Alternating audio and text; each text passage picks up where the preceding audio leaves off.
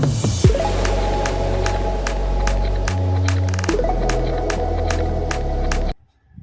And welcome, आप सभी का स्वागत है आपके प्यारे से चैनल सी फॉर केमिस्ट्री में। जैसा कि हम कोऑर्डिनेट कंपाउंड पढ़ रहे थे और हम लोगों ने कल वर्नर थ्योरी के बारे में पढ़ा था। जब वर्नर थ्योरी हो गई तो वर्नर थ्योरी जो है लास्ट में ज्योमेट्री देने में जो है वो सफल नहीं हो पाई।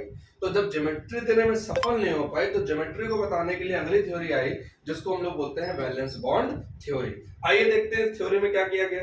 इस थ्योरी में कॉम्प्लेक्स लिए गए और कॉम्प्लेक्स में बकायदा उनका पूरी जो है उनकी बॉन्ड थ्योरी निकाली गई जिसमें उसकी ज्योमेट्री भी आती है। मैं एक एग्जांपल ले लेता हूं। पहला एग्जांपल जो है वो है हमारा NiCN4 double minus. Copy pen छोड़ करके इसको अच्छे से समझ लीजिएगा। एक एग्जांपल आपने समझ लिया, लगभग लोग सारे आ जाएंगे। तो इसका जो पहला एग्जांपल है उसमें नंबर 1 पॉइंट जो है वो निकालते हैं हम पीवी। क्या निकालते हैं? पीवी मतलब प्राइमरी वैलेंस। प्राइमरी वैलेंस जैसा कि मैं बता चुका हूं, प्राइमरी वैलेंस किसके बराबर होता है? प्राइमरी वैलेंस बराबर होता है ऑक्सीडेशन स्टेट के। ऑक्सीडेशन स्टेट के बराबर होता है, तो जिसका निकालते हैं उसको मान लिया x। Cn का होता है -1 और यहाँ पे है 4, तो -1 × 4 और इज इक्वल टू 2 माइनस का है तो माइनस का 2, तो x - 4 इज इक्वल टू -2, तो x बराबर 2। इन शॉर्ट x बराबर आपका कितना आ जाएगा? 2 आ जाएगा।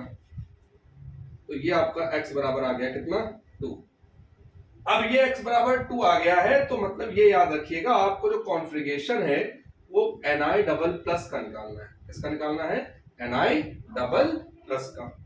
दूसरी बात करते हैं सेकेंडरी वैलेंस की। किसकी बात करते हैं? सेकेंडरी वैलेंस की। सेकेंडरी वैलेंस के लिए लोग कोऑर्डिनेशन नंबर निकालते हैं। कोऑर्डिनेशन नंबर क्या होता है? कोऑर्डिनेशन में होता है हमारा L × D, ligand × density. Ligand कितना है? 4 और कार्बन नाइट्रोजन में यहाँ पे एक लोन पे एक जो है आपका डोनर आइटम है, तो 4 × 1 इज इक्वल टू 4। मतलब ये जो 4 होगा ये आपका हाइब्रिडाइजेशन बताएगा, ये याद रखिएगा। ये जो नंबर 4 है ये आपका क्या बताएगा? ये 4 नंबर बताने वाला है हाइब्रिडाइजेशन। क्लास 11 में पढ़ा होगा। सर क्या होता है? एक बार जल्दी से बताता हूं। sp sp2 sp3 sp3d sp3d2 sp3d3, ये आपने कुछ हाइब्रिडेशन पढ़े होंगे। इसको यहाँ पे जो है इस तरीके से भी पढ़ सकते हैं और d2 sp3 और यहाँ पे d3 sp3, ये कुछ तरीके से जो है हम पर्टिकुलर यहाँ पे हाइब्रिडेशन को देखेंगे। ठीक है, तो आइए देखते हैं इसको। प्राइमरी वैलेंस हो गया, सेकेंडरी वैलेंस हो गया। नंबर 3 क्या करना है? नंबर 3 में आ गया हमारा इलेक्ट्रॉनिक कॉन्फ़िगरेशन। क्या आ गया बेटा? Electronic configuration. किसका निकाले? पहले Ni का। किसका निकाले? Ni का। Atomic number 28। Atomic number 28। तो हम जानते हैं आर्गन तक हमारा जो है 18 हो जाता है, याद रखिएगा। आर्गन तक हमारा क्या होता है? 18 हो जाता है। यहां तक मान लिया 18, पूरे करके क्या फायदा? फिर 18 के बाद 4s2 और 3d8। 18 2 20 8 28 होगा नहीं होगा? निकालना है इसका आपको Ni डबल प्लस का।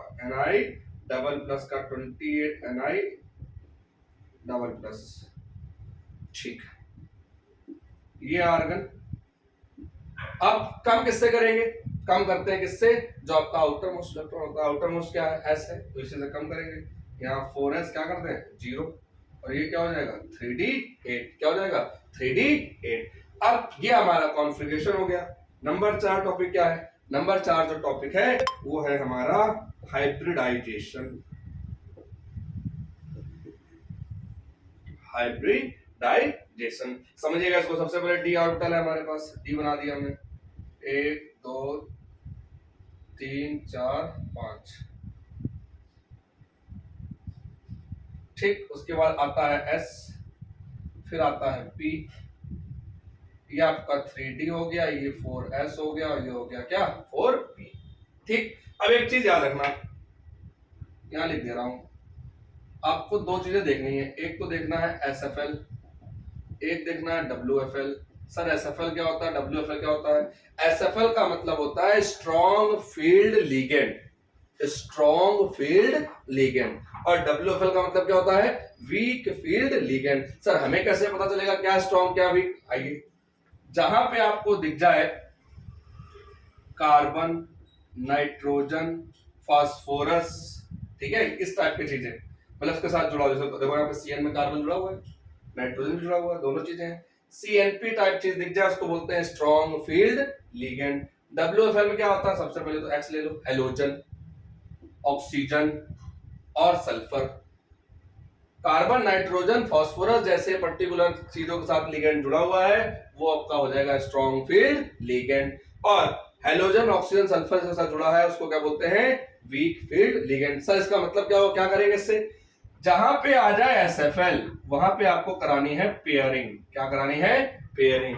और जहां आएगा WFL वहां पे पेयरिंग नहीं होगी, ये याद रखिएगा, ठीक है, ये इंपॉर्टेंट है, समझिएगा, पूरा गेम इसी से होना है। SFL मतलब strong field ligand, strong field ligand. Carbon, nitrogen, phosphorus इस टाइप के जब एलिमेंट के साथ लीगेंड जुड़ रहा है तो वो होगा आपका स्ट्रॉन्ग फील्ड लीगेंड, मतलब वहां पे होगी पेयरिंग। और WFL क्या होता है, WFL बोले तो वीक फील्ड लीगेंड, जहां पे आपका हेलोजन, ऑक्सीजन, सल्फर मतलब कुल मिलाकर के इलेक्ट्रोनेगेटिव एलिमेंट्स जहां पे आते हैं वहां पे पेयरिंग नहीं होगी। ये कैसा है सर, कार्बन नाइट्रोजन दोनों दिखा रहा है, मतलब ये कैसा है, ये है हमारा SFL। कैसा है, SFL मतलब पेयरिंग होगी। कराओ भाई पेयरिंग, 8 इलेक्ट्रॉन है डी में, 1 2 3 4 5 6 7 8, ठीक। और ऊपर कितना नंबर है, 4। कितना नंबर है, 4। जैसा कि मैंने आपको कहा जो ऊपर होगा उतना ही हाइब्रिडाइजेशन होगा। तो पेयरिंग करवा दो भाई, इसकी इसके साथ पेयरिंग करवा दो, इसको उठाओ इसके साथ करा दो पेयरिंग।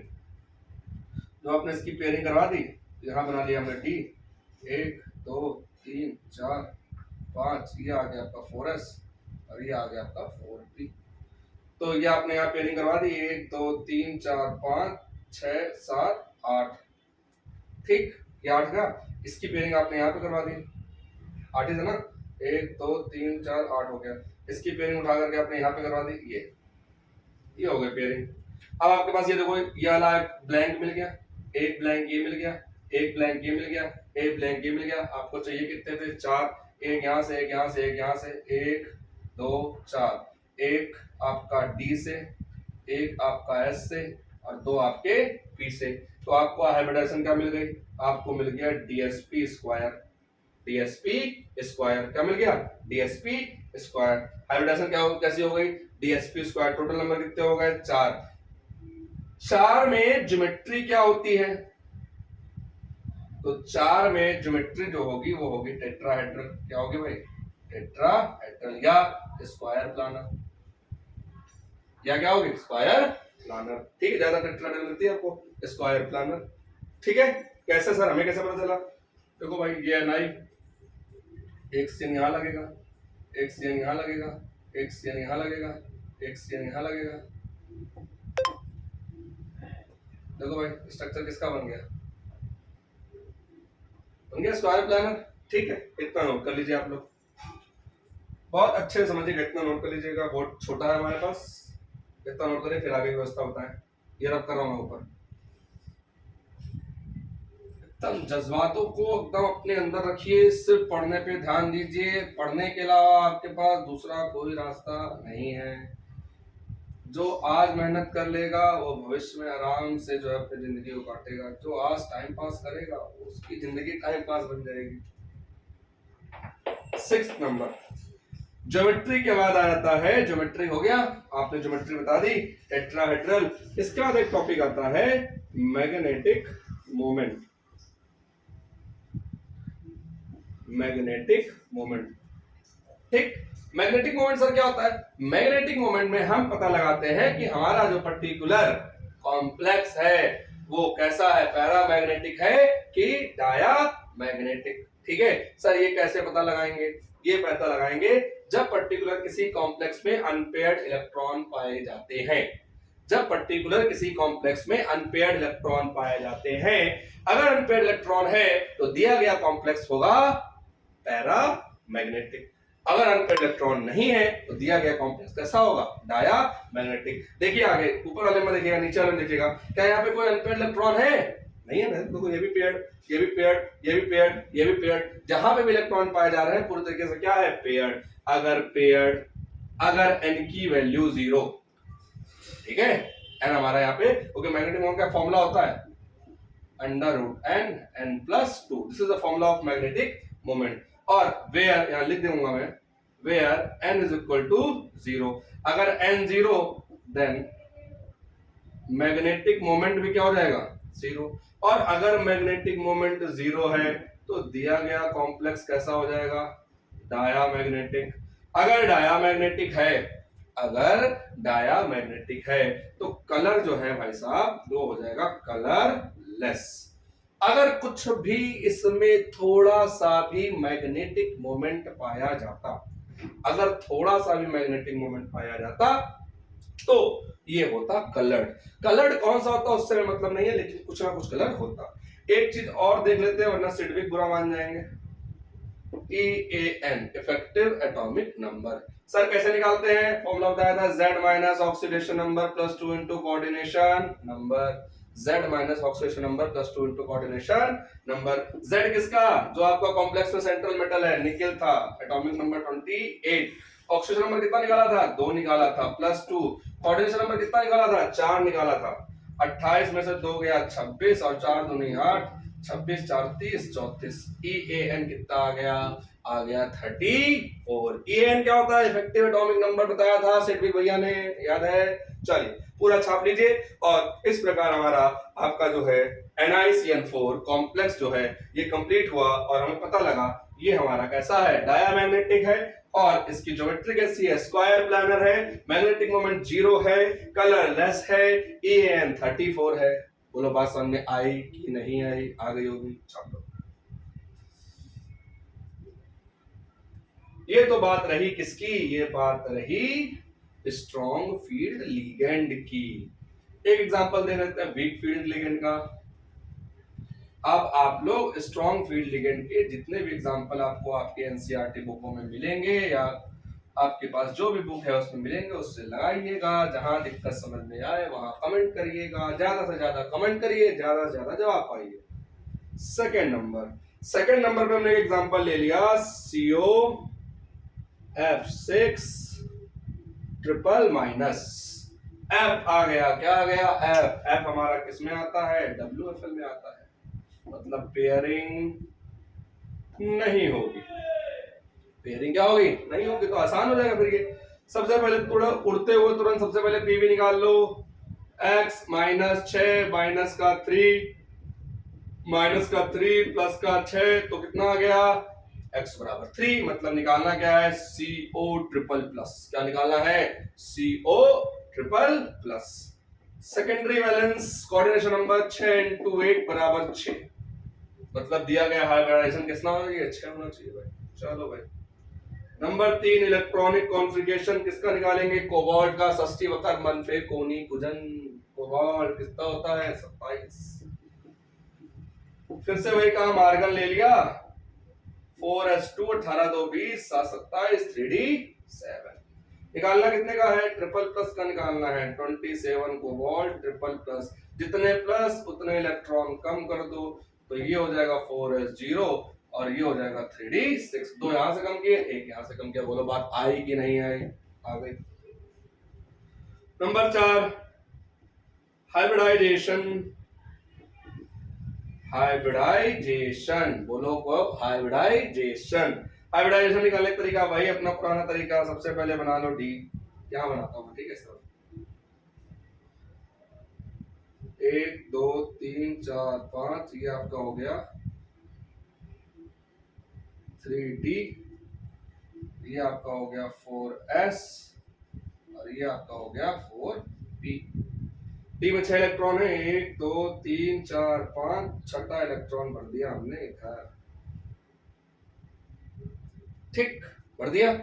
और जैसा कि मैंने आपसे कहा ये है कौन सा वीक फील्ड लिगेंड, कैसा है भाई वीक फील्ड लिगेंड, मतलब यहाँ पे पेयरिंग नहीं होगी, और हमें चाहिए कितने 6, सर कैसे ले, यहाँ पेयरिंग करेंगे नहीं, इसमें छू सकते नहीं है, ये 1 है ये 3 है 4 ही हुए, तो किसने मना किया है आगे वाले को लोगे नहीं, आगे वाला भी तो बेताब है कि हमें भी तो कोई पूछे, तो आगे वाले को 1 2 3 5, तो 1 यहां से ले लिया, 3 यहां से ले लिए, 4 हो गए, 2 यहां से ले लिया, sp3 और t2, तो हाइब्रिडाइजेशन क्या बन गई, हाइब्रिडाइजेशन बनी आपकी sp3d2, क्या बन गई sp3d2, और जो इसकी भैया ज्योमेट्री आई वो आएगी स्क्वायर बाय पिरामिडल, या कहीं कहीं आपको ऑक्टाहेड्रल भी देखने को मिलेगी, स्क्वायर बाय पिरामिडल या ऑक्टाहेड्रल। बोलो बात आई कि नहीं आई। अब आगे बढ़ते हैं, नोट करते रहेंगे साथ में, जहां समस्या है आप पूछेंगे। फिर आई बात 6 नंबर। 6 नंबर क्या होता है हमारा, 6 नंबर होता है हमारा magnetic moment. Magnetic moment, magnetic moment formula क्या, √n+2। देखो भाई n पे इलेक्ट्रॉन कितने, 1 2 3 4, बहुत सारे बतेरो पड़े हैं यहाँ पे, 4 4 + 2 तो ये आ जाएगा 6 √24, अंडर कितना 24। और जैसा कि मैंने आपको बताया कितना भी नंबर आ जाए जीरो को छोड़ करके, जीरो को छोड़ करके अगर कोई नंबर आ रहा है तो ये कैसा नेचर में हो गया, ये हो गया पैरा मैग्नेटिक। कैसा हो गया, बिकॉज हियर 4 अनपेयर्ड इलेक्ट्रॉन, कितने, ज्यादा दिक्कत हो लिख दो 4 अनपेयर्ड इलेक्ट्रॉन, और इसके कारण कलर कैसा होगा, कलर्ड हो जाएगा। कैसा हो जाएगा भाई, कुछ ना कुछ कलर तो आएगा। अब EAN निकाल लो, फॉर्मूला हमको मालूम है, Z minus oxidation number +2 into coordination number. Z कितना है, Z है 27, ऑक्सीडेशन नंबर कितना है था 3, और ये कितना हो जाएगा 2 × 6, तो अगर काउंट कर ले 27 में 3 गया 24, 24 और 12, 24 2 26, 26 10 36, 36 कितना आ गया EAN 36। बोलो बात आई कि नहीं आई, आ गई ना, छापो तुरंत।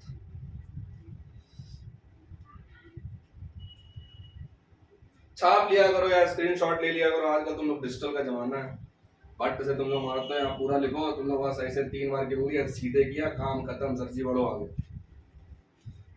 ठीक है भाई, इसके बाद एक अच्छा एग्जांपल है,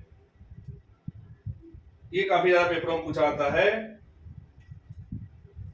CONH3 2+, यहाँ लगा देना सितार। क्या लगा देना सर, सितार क्यों लगा भाई, देखो ये हो है तो SFL NH3 N आ गया ना, स्ट्रॉन्ग फील्ड लिगेंड है, लेकिन मैं पहले आपको बता दे रहा हूं यहाँ पेयरिंग नहीं होगी। सर ऐसे क्यों नहीं होगी, अभी तो आपने बताया जहां स्ट्रॉन्ग फील्ड लिगेंड है वहां पेयरिंग होगी, तो यहाँ तो N भैया है तो पेयरिंग तो होनी चाहिए। आओ देखते हैं क्यों नहीं होगी। Primary valence x - 6 = 2+, sorry mistake, x ये NH3 तो 0 हो जाएगा, प्लस का 0 = 2, तो x की वैल्यू कितनी हो गई 2, x की वैल्यू कितनी हो गई 2, तो यहाँ पे कार्बो जो है CO जो है हमारा क्या है डबल+, CO क्या हो जाएगा हमारा डबल+। सेकेंडरी वैलेंस की बात कर लो भाई, सेकंड वैल्यू में कोई दिक्कत नहीं है, 1 × 6 = 6, मतलब हाइब्रिडाइजेशन जो होगा कुछ हमारा 6 हो। थर्ड नंबर क्या आता है सर जी, आता है इलेक्ट्रॉनिक कॉन्फ़िगरेशन, 27 होता है कोबाल्ट, आर्गन अभी आपने लिया था 4s2 लिया, 3d7 लिया, 27 हो गया। बोलो आया कि नहीं आया, आ गया होगा। फिर सर जी 27 के ऊपर डबल+ लगा है, वो भी ले लीजिए, ये आर्गन ले लिया, इस 4s को हमने 0 कर दिया, यहाँ पे आ गया 3d7। बोलो बात आई कि नहीं आई। 4 नंबर होती है हमारी क्या, हाइब्रिडाइजेशन। क्या होता है हाइब्रिडाइजेशन। हाइब्रिडाइजेशन के लिए बस वही तरीका, पहले लिखो D, यहाँ लिखता हूं 1 2 3, 1 2 3 4 5 4s 4p।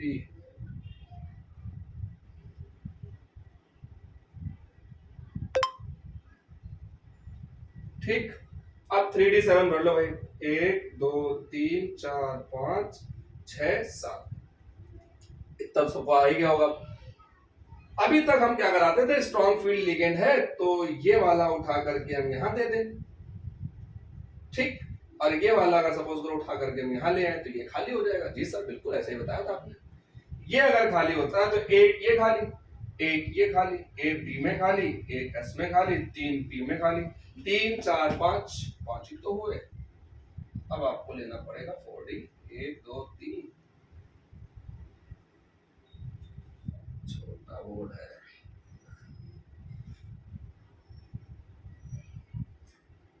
एक दो तीन, और एक लेना पड़ेगा आपको डी।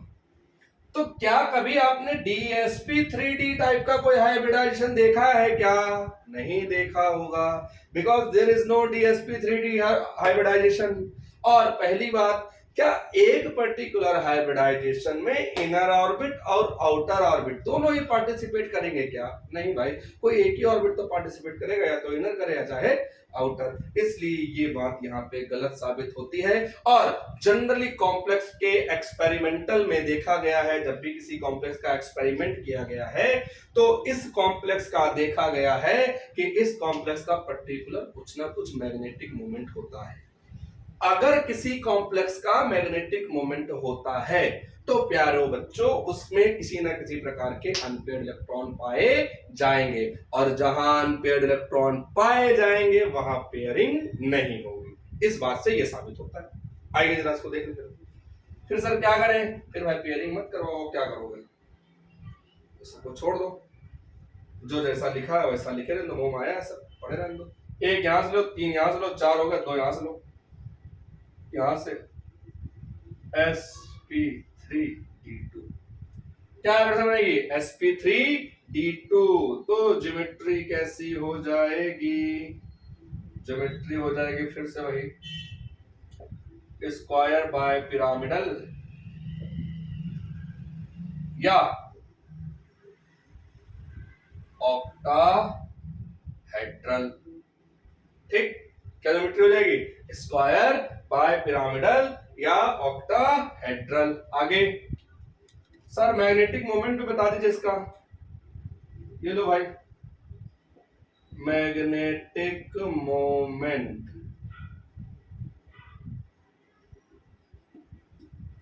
Formula √n+2। देखो भाई, एक दो तीन, तीन है तो 3 2 5, 5 3 15, √15। मैग्नेटिक मोमेंट कितना आ जाएगा? यहाँ पे 3 रखो, यहाँ पे 3 रखो, यहाँ पे 2, तो कितना हो जाएगा? 5। इसका मल्टीप्लाई करा दो अंडर रूट में, ठीक है, तो ये आ जाएगा 15 √15। और कुछ भी आ जाए तो फिर ये हो जाएगा क्या? जीरो के अलावा, जीरो के अलावा अगर कुछ भी आ रहा है तो दिस इज पैरा मैग्नेटिक। ये एक्सपेरिमेंटल भी देखा गया है कि इस कॉम्प्लेक्स का कुछ ना कुछ मैग्नेटिक मोमेंट आता है। फिर 8वां नंबर आता है, पैरामैग्नेटिक है तो क्या होगा? सर जी कलर्ड होगा। फिर सर जी एक चीज और बच गई, वो भी बता दो वरना सिडविक बुरा मानेंगे। EAN, Z minus oxidation number plus 2 coordination number. Z क्या है? Z है हमारा 27। ऑक्सीडेशन नंबर कितना आया था? 2 आया था। कोऑर्डिनेशन नंबर कितना आया था? 6 आया था। 27 में 2 गया 25, 25 प्लस 12, 25 10 27, 27 10 23 37, तो EN कितना आ गया? 37। तो प्यारे बच्चों, हम लोगों ने वैलेंस बॉन्ड थ्योरी में 3 एग्जांपल पढ़े। एक पढ़ा स्ट्रॉन्ग फील्ड लिगेंड, एक पढ़ा वीक फील्ड लिगेंड, और एक पढ़ा हमने थोड़ा सा कह सकते हैं एक्सेप्शनल केस है, क्योंकि दिखेगा आपको स्ट्रॉन्ग फील्ड लिगेंड लेकिन कुछ कारणों की वजह से उसमें पेयरिंग नहीं होगी। बहुत मोस्ट इंपॉर्टेंट टॉपिक है, हर साल UP board, CBSE board, ICSE board, सारे बोर्डों में पूछा आता है, जेई में पूछा आता है, नीट में पूछा आता है। कोई भी एग्जाम ऐसा नहीं है जहां पे ये भाई साहब पहुंचते नहीं है। तो जब इतना इंपॉर्टेंट है तो आपके लिए फिर ये अमृत का काम करेगा? करेगा नहीं करेगा? तो इन तीनों एग्जाम्पलों को देखिए और उसके बाद अपनी बुक से जो है लगाइए, और जहां पे दिक्कत होए वहां पे हमें बताइए। बात समझ में आई नहीं आई? आज के लिए इस वीडियो में इतना पर्याप्त है। Thank you so much.